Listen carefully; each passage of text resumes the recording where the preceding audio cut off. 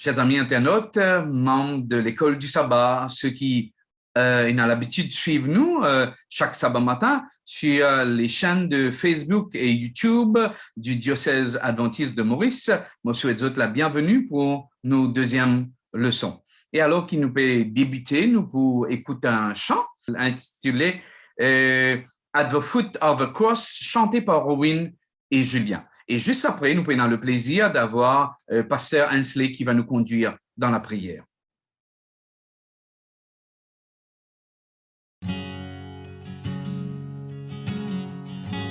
At the foot of a cross, where grace and suffering meet, you have shown me your love. Through the judgment you receive, and you won my heart. You won my heart. Now I can trade these ashes in for beauty, and wear forgiveness like a crown, coming to kiss the feet of mercy. I lay every burden down at the foot of the cross. At the foot of the cross, where I am made complete, you have given me life. Through the death you bore for me, and you won my heart. You won my heart. Now I can trade these ashes in for beauty, and wear forgiveness like a crown, coming to kiss the feet of mercy. I lay every burden down at the foot of the cross. Trade these ashes in for beauty, and wear forgiveness like a crown, coming to kiss the feet of mercy. I lay every burden down at the foot of the cross.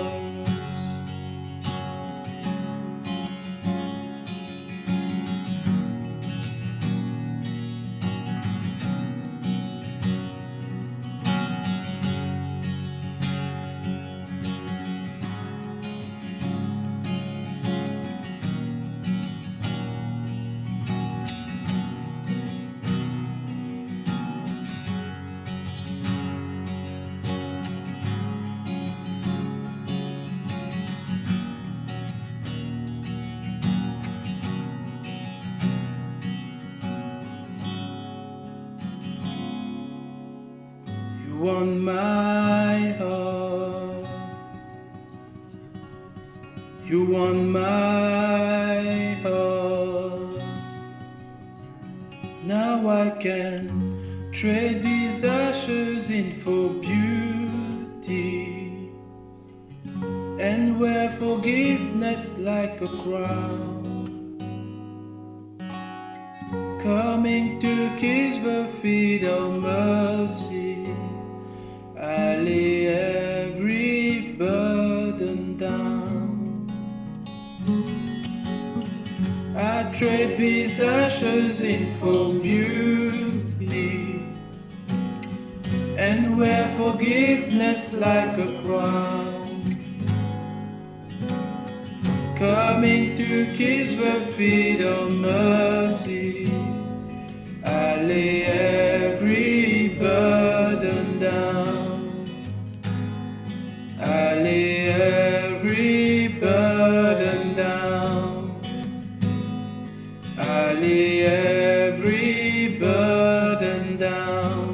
at the foot of the cross. At the foot of the cross. At the foot of the cross. At the foot of the cross.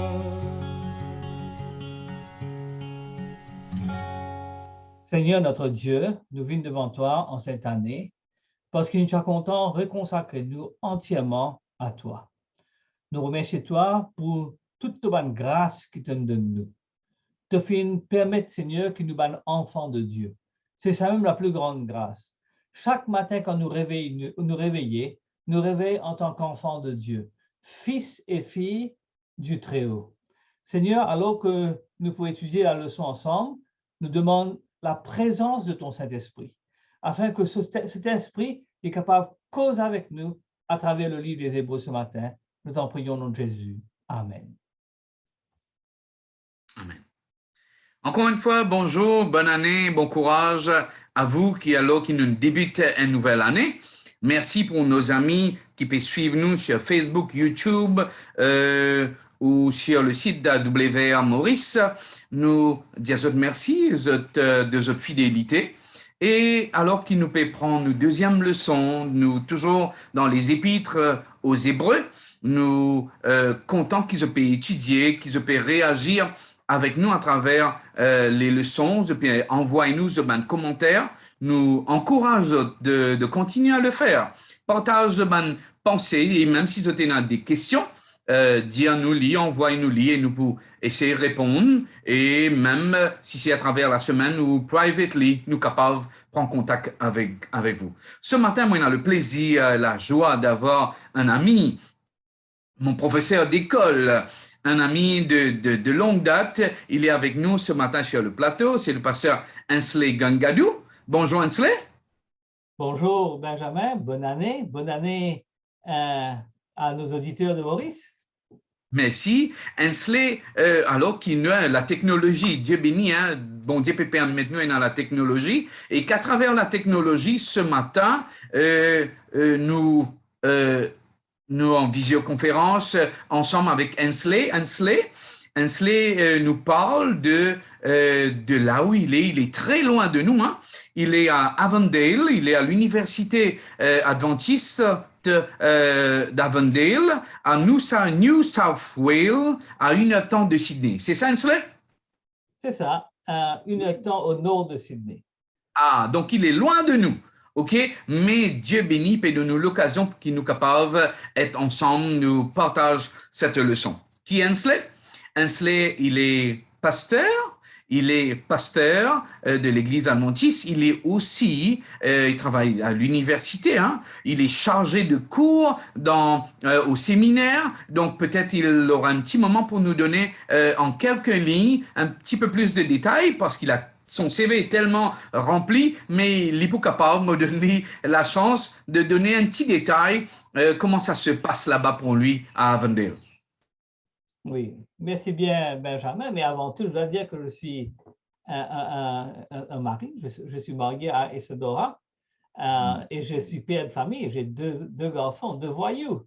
Et moi, je suis très fier de mes deux garçons. L'aîné a 23 ans et un peu comme toi, il étudie la théologie et c'est sa dernière année de théologie. Et Dieu voulant, à la fin de cette année, l'année prochaine, il sera pasteur de l'Église adventiste ici en Australie. Donc ça, c'est une bénédiction. Amen. Oui. Continue, donne-nous des détails sur Avondale. Oui, Avondale, comme tu le sais, Benjamin, tu as dû étudier quand tu étais à l'université. C'est un endroit qui nous a été donné à travers nos pionniers. La sœur White elle-même a pu voir en vision cet édifice, ce bâtiment. Et lorsqu'elle a vu en vision, elle est venue, elle a demandé aux frères dirigeants de l'époque d'acheter ce terrain. Et quand Patina a l'argent pour acheter le terrain, lui écrit à quelqu'un en Afrique du Sud qui tient une mine de diamants, Peter Wessels. Et là, Peter Wessels vend sur la mine de diamants et il donne l'argent à Ellen White pour capable acheter le terrain d'Avondale. À l'époque, le terrain coûtait 4300 $. À l'époque, c'était 4300 $. Aujourd'hui, c'est ton argent de poche, sûrement, Benjamin, n'est-ce pas? 4300 $. Sûrement, sûrement, hein? OK. Pourquoi Hensley? Hensley, comme je vous dis, il est aussi il est professeur, il est passeur, il est professeur, mais Hensley aussi aime bien le livre qu'on étudie. Comment tu trouves ça, livre, là, Hensley, le livre d'Hébreu? Comment ce livre te parle-t-il? Benjamin, j'aime bien le livre des Hébreux. J'aime aussi bien les membres de la Fédération de Maurice. Quand même, c'est mon île natale. L'île Maurice, c'est mon île natale. Et chaque fois que j'ai l'occasion de pouvoir parler aux personnes de l'île Maurice, je suis bien content de faire cela. Donc, la joie est de pouvoir étudier ensemble le livre des Hébreux et puis aussi pouvoir parler à des personnes dans l'île natale. Je crois qu'actuellement, Benjamin, tu habites à Souillac. Mon amour pour le livre des Hébreux commence à Souillac. J'étais pasteur de l'église de Souillac et de Chemin-Grenier. Et là, je commence à ouvrir le livre des Hébreux et je regarde ce trésor qu'il y a dans le livre des Hébreux. Et à partir de ce moment, je commence à avoir une joie à lire ce livre. Je lis à l'église de Souillac, je relis comme je fais un travail à l'église de Phoenix. Et là, plus tard, quand on vient travailler en Afrique du Sud, quand on vient travailler en Australie, on continue à lire le livre des Hébreux et on a le privilège avec certains amis de lire le livre des Hébreux en grec et voir la richesse du livre des Hébreux. Laisse-moi te dire que le livre des Hébreux, il dit comme ça, il y a une lettre d'exhortation, une parole d'exhortation. Donc, il peut exhorter ces personnes-là.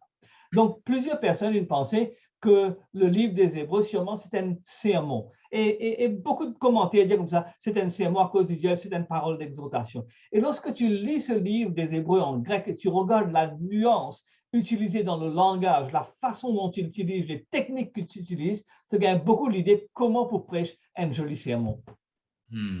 Merci, Hensley. Nous trouvons donc, nous continuons la leçon, hein, donc nous besoin, active-nous un petit peu, je connais, le temps est tellement limité pour nous, donc les 30 minutes coulent tellement vite.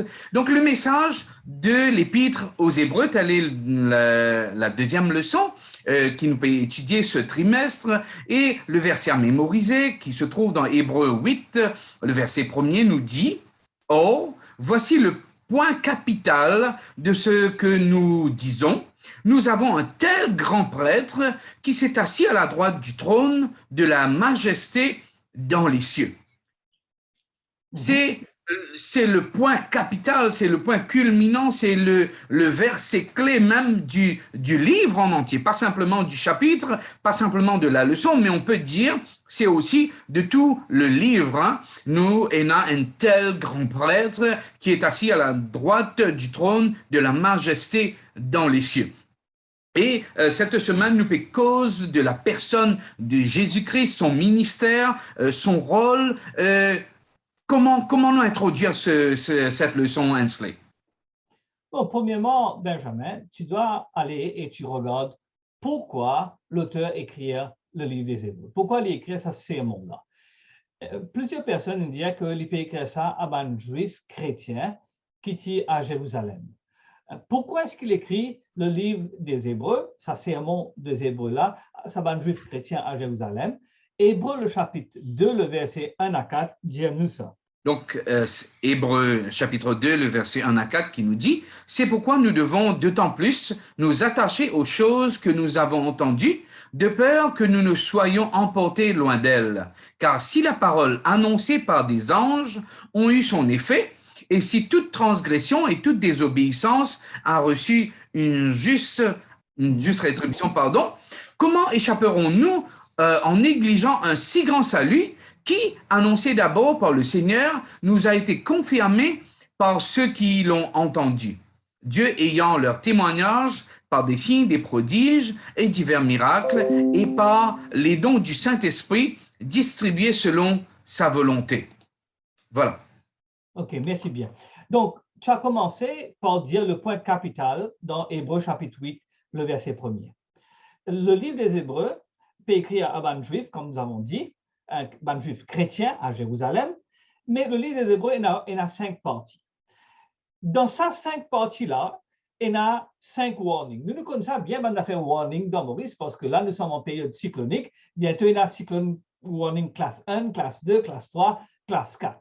Donc, le livre des Hébreux, il y a 5 warnings. Le premier warning se trouve dans Hébreux, le chapitre 2, le verset 1 à 4.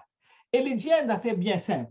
Il dit comme ça, si, comment dire, ne pas porter attention, nous pouvons être emportés loin d'elle. Au fait, le grec ici, il a une image très, très connue à Maurice. Enfin, toi, tu habites à Souillac, près du batelage, et le stade dans le batelage, là-bas, tu trouves un bateau. Tous les bateaux sont amarrés dans le batelage, n'est-ce pas?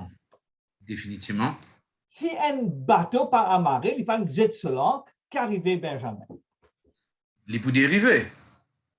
Il peut dériver, il peut aller, il peut perdre bateau là maintenant pour perdre.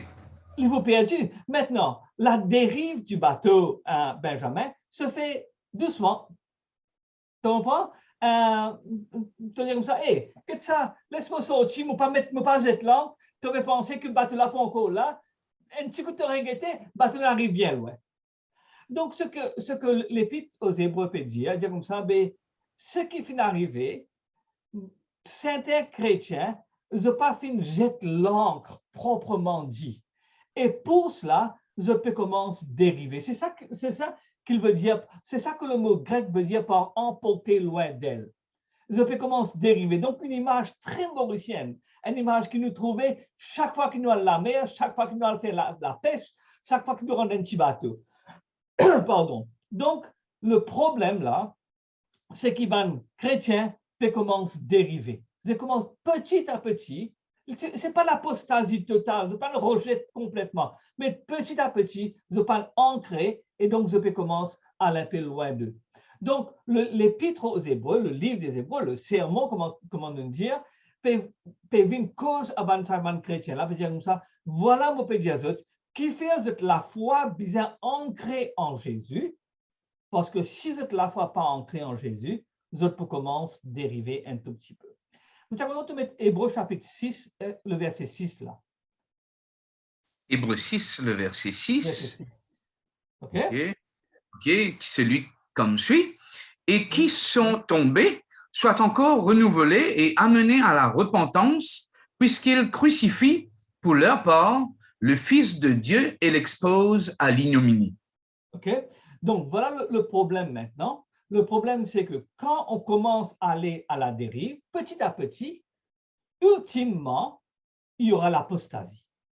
Et donc, l'auteur, là, toi, tu as lu là, Hébreux, le chapitre 6, le verset 6, comment dire, il y a 5 warnings dans le livre des Hébreux. Ça, c'est le 3e warning. Deuxième warning, c'est Hébreux, chapitre 3 et 4.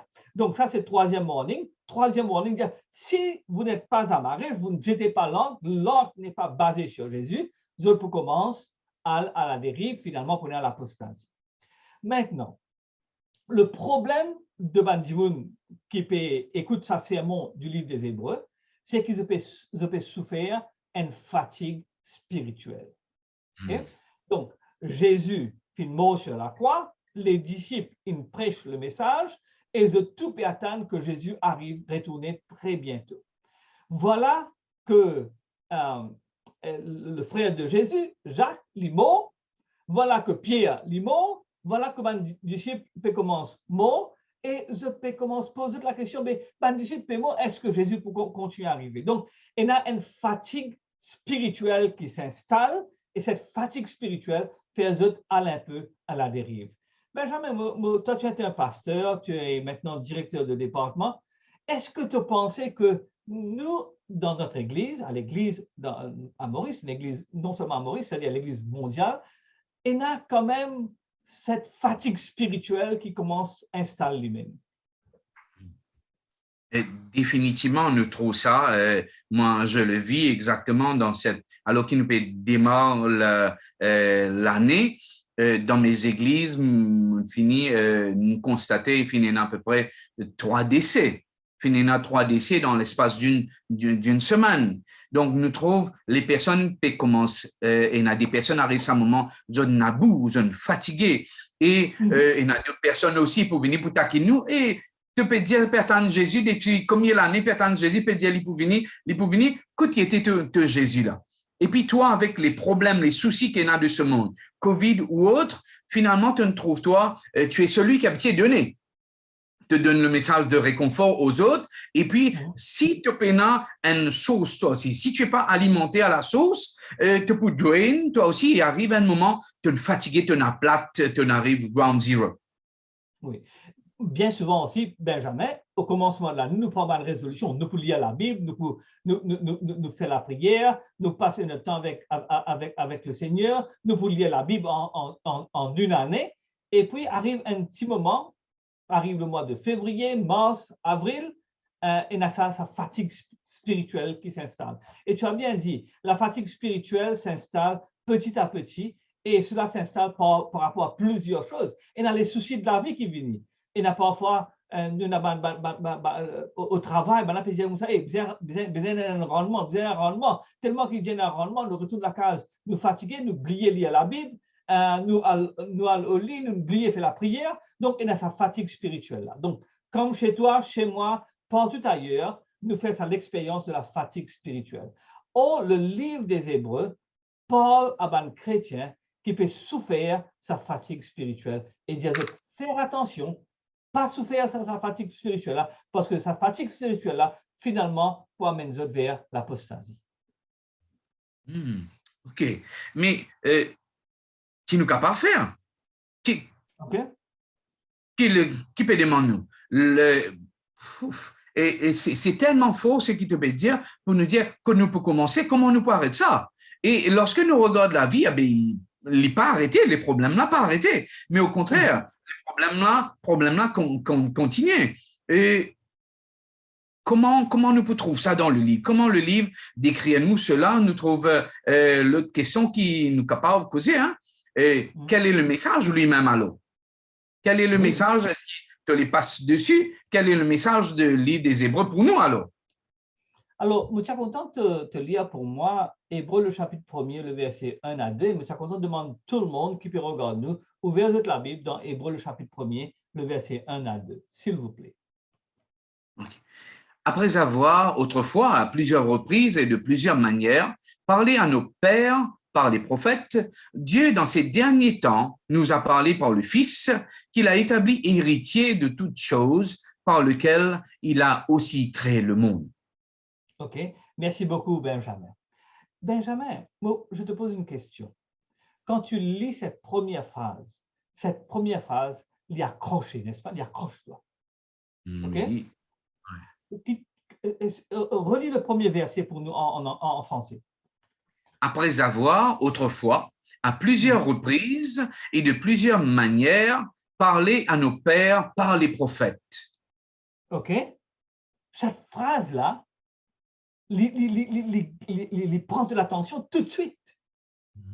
Lorsque tu lis la phrase en grec, accroche-toi immédiatement parce que la plupart des consonnes de la phrase, la plupart des noms de la phrase commencent par la lettre P en grec. Donc, accroche-toi complètement. Par exemple, je suis capable de faire une petite badinage avec toi, me dire comme ça, si mon envie, explique-toi comme ça, me dire comme ça, le bon Benjamin. Donc, c'est un peu comme ça, tu vois. Je ne sais pas comment tu dis ça. Je ne sais pas comment tu dis ça en français, mais en anglais, on dit alliteration. Tu as la traduction française, moi? Non, pas pour. Motroli, finalement, tu peux faire une rime. Hein? C'est une rime. OK? Voilà, tu peux garder tous les P ou tous les B, ainsi de suite. Oui. Un peu dans le style d'un rap. OK. Non, bon, tu as des Hébreux pas fait un rap, hein? mais ça accroche, tu vois? Ça accroche parce que ça commence par tous les mots là, comment les longs mots là, commencent par la lettre P. Donc, ça accroche. Lorsque tu lis en français, lorsque tu lis en anglais, il accroche-toi déjà, tu vois? Mais lorsque tu lis en grec, encore ça accroche. Et il dit comme ça qu'il nous a parlé de manière différente, mais en ces derniers jours, il nous a parlé, en français, il nous dit par le Fils. Maintenant, tu es content? Pose-toi une question en grec. Dans le grec, il dit en I-N, le Fils, Uios, OK? Toi, tu as étudié le grec, toi. Quand tu trouves le mot EN, qu'est-ce que ça veut dire ça? Moi, pour moi, ça sonne tout de suite dans la tête, me pétant Souli, le professeur Souli peut causer. Donc, c'est dans. Me content le mot peut-être dans. Je ne sais pas qui aussi te prend cette même explication. Donc, nous dire, le français vous dire pas, la version vous dire nous dans, mais lequel te tourne-nous vers quoi ce matin? Mais exactement, dans ou en. In. Okay? En anglais, c'est in. Okay? Le message des Hébreux, c'est le message de Jésus-Christ.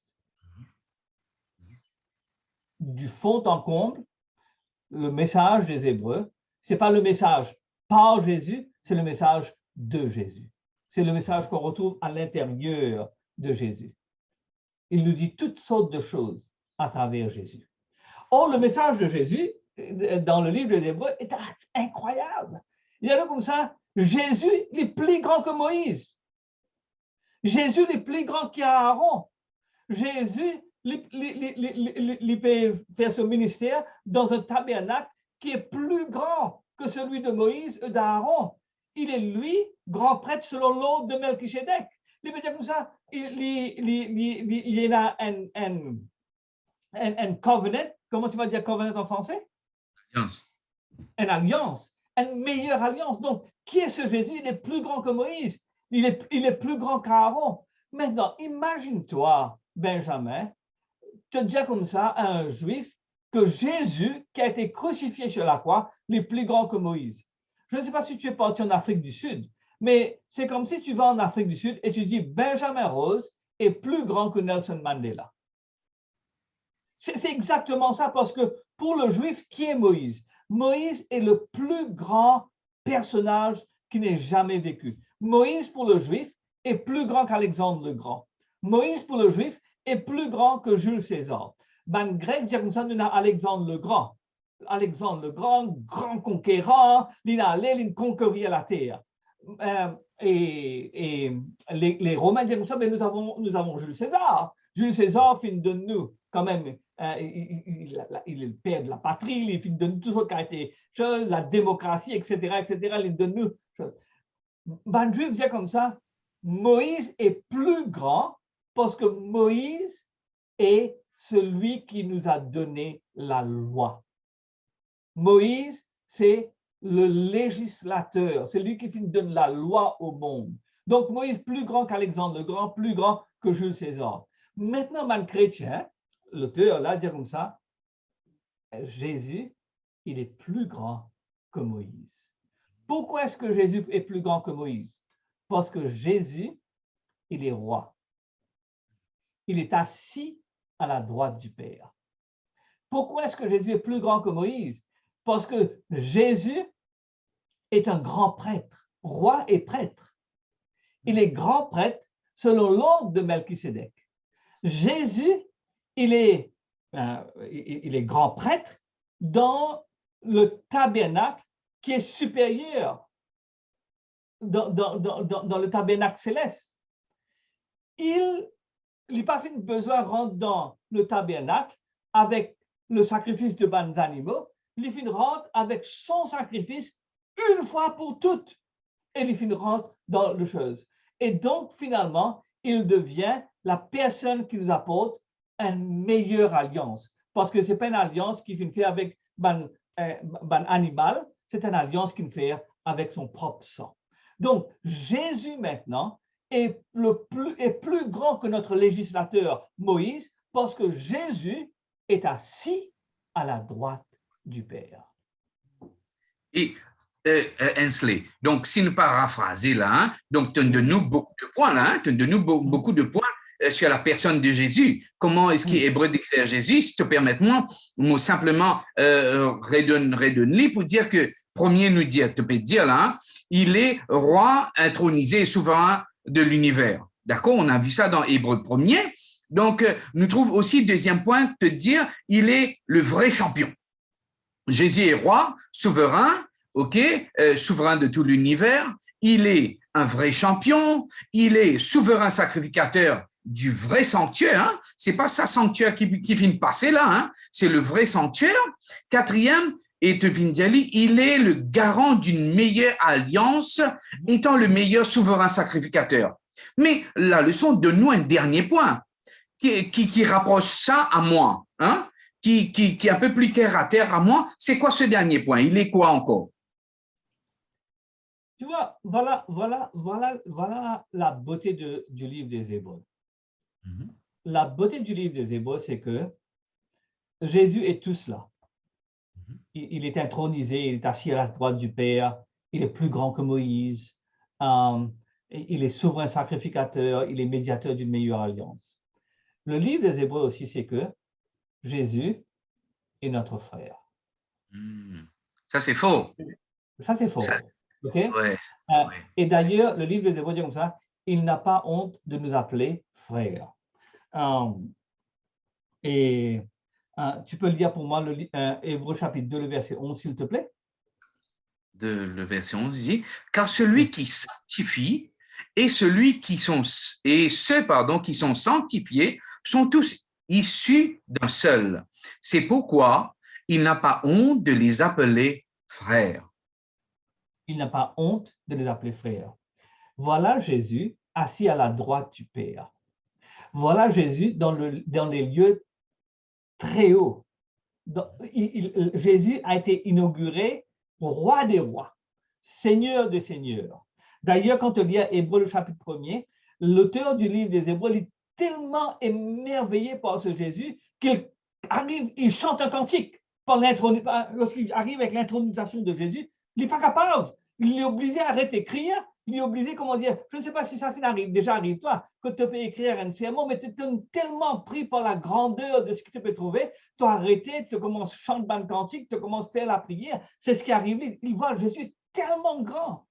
Et puis il continue avec Jésus, il dit comme ça, mais Jésus n'est pas seulement Dieu intronisé, roi des rois, seigneur des seigneurs, mais Jésus est aussi notre frère. Il n'a pas honte de nous appeler frères, il n'a pas honte de nous appeler sœurs. Il s'identifie à nous.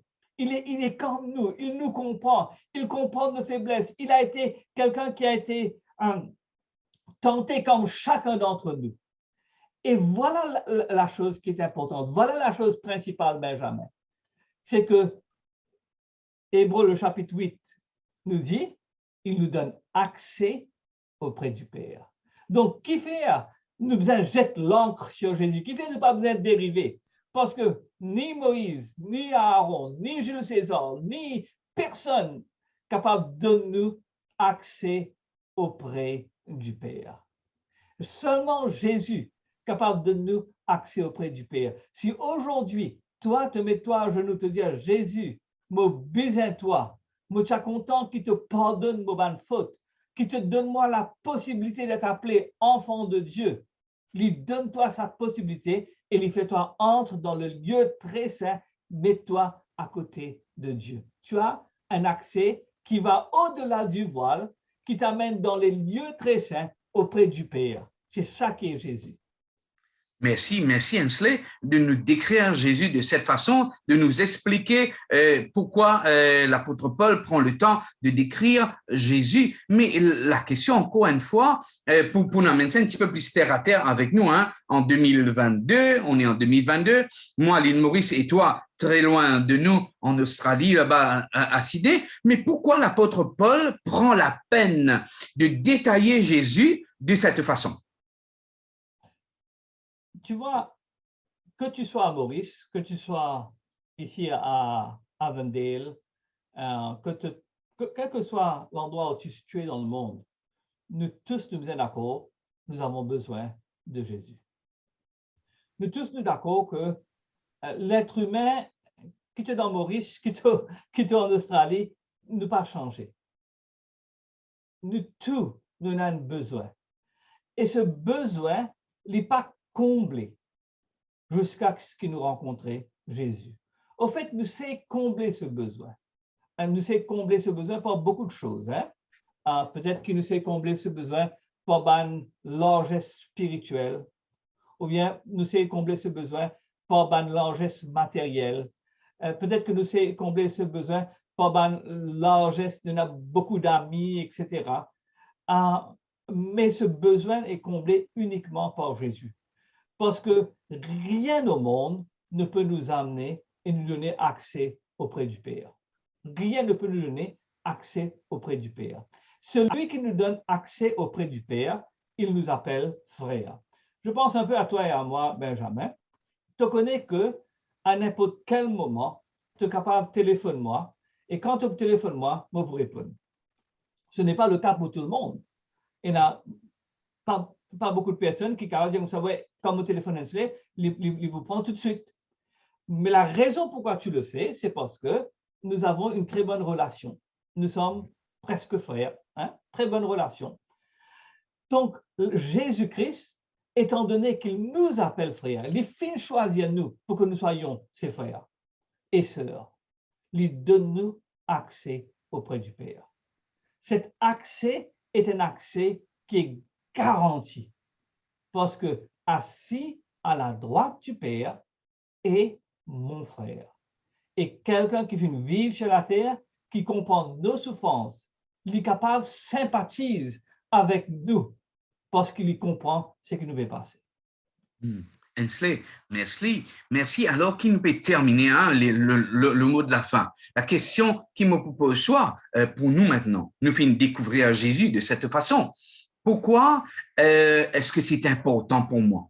Pourquoi est-ce que c'est important pour moi de connaître Jésus de cette façon, mais aussi surtout, pourquoi est-ce qu'il m'a besoin à le raconter les autres aussi? Voilà ce que j'ai découvert chez Jésus. Pourquoi tu as besoin de connaître Jésus de cette façon? Pourquoi est-ce important? Réfléchis dessus, me donne la parole dans quelques instants. Nous d'accord pour dire que le monde, même si le monde connaît Jésus, même si le monde connaît Dieu, même si le monde connaît, certains pour dire, connaît plusieurs dieux, mais pourquoi est-ce que moi besoin d'écrire Jésus de cette façon? Pourquoi est-ce aussi importante pour qui les autres connaissent comment c'est Jésus-là et pourquoi nous besoin croire en lui, adorer lui, accepter lui? Et qu'est-ce que Jésus a fait dans ta vie, toi? Et pourquoi on a besoin de connaître ce Jésus, vivre sa l'expérience avec Jésus et accepter un dose, accepter ce cadeau que Jésus fait de nous? Merci, Benjamin. Moi, commencer par la question la plus facile. Hein? Qu'est-ce que Jésus a fait dans ma vie? Tout ce que j'ai dans ma vie, c'est à cause de Jésus. OK? Je ne te parle pas de choses matérielles, là. Hein? Je te parle de bénédiction spirituelle. Le fait d'être pardonné, il y a quelque chose de formidable, ça. Le fait d'avoir l'assurance du salut, c'est une chose de formidable, ça. Le fait de vivre dans l'espoir, c'est quelque chose de formidable, ça.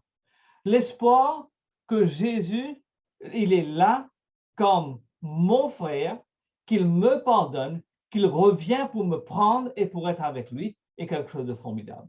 Si je suis capable de faire tout ce qu'il me fait dans ma vie, au commencement, je t'ai décrit, tu m'as décrit, je t'ai dit que avant tout, je suis époux et puis je suis père de famille. Si je suis un époux heureux et je suis un père de famille heureux, j'ai beaucoup de joie dans ma famille, c'est parce que Jésus m'a béni avec des bénédictions célestes. Rien à faire avec les choses matérielles. Jésus m'a béni et me donne accès auprès du Père. Il me donne la joie, il me donne la vie, il me donne l'espoir. Ça, c'est pour moi. Maintenant, quand tu vois cela, tu te dis comme ça, mais j'ai tout à fait raison de m'accrocher à Jésus. Parce que si Jésus me donne la vie, il me donne l'espoir, il me donne le pardon, j'ai tout à fait raison de m'accrocher à Jésus. Si Jésus me donne ça, si Jésus te donne cela, Benjamin, mais je dois dire cela aux autres. Tu vois, et un peu différent de Maurice, moi vivre dans une société que la plupart du monde pas croire dans mon Dieu. La plupart du monde pas croire dans mon Dieu. La plupart du monde, la dernière fois, tu vas aller dire ça, et moi, un athée, moi, pas croire dans mon Dieu. Moi, envie d'y aller comme ça, que c'est important pour toi de pouvoir t'accrocher à Jésus, parce que Jésus te donne la joie, il te donne la vie, il te donne l'espoir. Tu comprends? Être un athée ne te donne pas de l'espoir. Tu comprends? Donc, je suis content d'y aller ça, je fais la vie, travail, je suis capable de venir sur camarade, je suis capable de faire les choses avec lui, pour qu'il soit capable, un jour, qu'il te connaît, tu sais beaucoup de choses dans le monde. c'est partout dans le monde. Rien ne parfait ne donne toi aucune satisfaction. C'est seul Jésus qui est capable de satisfaire parce que Jésus te donne la joie, il te donne la vie, il te donne l'espoir. Amen. Merci Hensley. On a vécu cette expérience, nous vivons l'expérience avec Jésus à travers cette leçon. Merci pour le résumé avec Pasteur Hensley. Merci pour vous autres aussi. Je trouve le temps, la peine pour étudier cette leçon. Si à la maison chez vous, vous avez accès au recueil de la leçon de l'école du sabbat, faites-nous connaître, nous sommes capables d'envoyer les autres lits en soft. Nous sommes capables, par la poste, envoyer les autres le recueil, bien simplement, nous sommes capables de en lire à la librairie de la Fédération, qui est ouvert en jour de semaine. Si vous aussi on a des difficultés pour lire ou bien même des difficultés pour étudier la leçon, nous sommes capables aussi d'envoyer les autres livres en version audio. Vous êtes capable d'écouter la leçon et ainsi, lorsque je peux étudier ou bien je peux écouter le panel partage la leçon, au moins je peux connaître de quoi nous pouvons étudier. Parce que ici, aujourd'hui, je trouvais nous avons juste un petit moment. Nous avons juste un petit moment pour partage avec eux, les 30 minutes. C'est simplement un résumé. Il y a tellement de choses à dire. Je t'excuse-nous pour cela. Nous ne sommes pas capables de couvrir la leçon en entier. Mais c'est le temps qui joue contre nous. Mais merci pour ce temps de partage, Pasteur Hensley. Pasteur Hensley, comme je l'ai dit, nous vient d'Avondale. Pasteur Hensley Gangadou, un Mauricien qui donne son temps à Dieu très loin de nous. Que Dieu continue à te bénir, à t'aider. Et je sais qu'il reviendra ensemble avec nous sur ce même plateau au courant du trimestre. Nous disons déjà merci pour cela. Nous pouvons simplement couvrir le front et on va prier ensemble. Seigneur Jésus, nous disons merci pour ce temps d'étude. Merci pour Jésus. Merci pour le cadeau de la personne de notre Seigneur, notre Sauveur, le Rédempteur, le sacrificateur, le sacrifice, le grand prêtre, Seigneur, qui donne tout pour que nous capables de gagner accès, Seigneur, au trône de grâce, comme on le dit, pour qui, très bientôt, Seigneur, nous capables partage l'éternité avec notre Seigneur et notre Sauveur, Jésus-Christ. Mais papa, donne-nous la force, le courage pour aller annoncer aux autres, dire tout ce que notre Seigneur Jésus a fait dans nos vies, tout ce qu'il fait dans le ciel et surtout, tout ce qu'il s'apprête à faire très bientôt. Il reviendra sur les nuées des cieux pour venir nous prendre, pour vivre l'éternité avec lui, Seigneur. Bénis-nous, reste avec nous pour le reste de ce jour béni. Dans le nom de Jésus, on a prié. Amen. Amen. Alors qu'il nous peut étudier aussi, nous en plein semaine de prière, moi demande autres reste connectés, nous pouvons basculer très bientôt sur l'autre chaîne pour qu'ils nous capables voir ensemble étudier la semaine de prière. Moi dis encore une fois merci à Pasteur Hensley. Moi donne autres rendez-vous la semaine prochaine pour étudier la 3e leçon qui a pour titre Jésus, le Fils promis. Merci pour ce moment de partage avec nous. YouTube, Facebook, AWA Maurice, Diocèse Adventiste de Maurice. Merci pour votre patience. Merci pour vos commentaires. À tous, une bonne semaine, une bonne journée de sabbat. Nous donnons autre rendez-vous la semaine prochaine. Merci. Au revoir. Merci. Bye bye. Bye bye.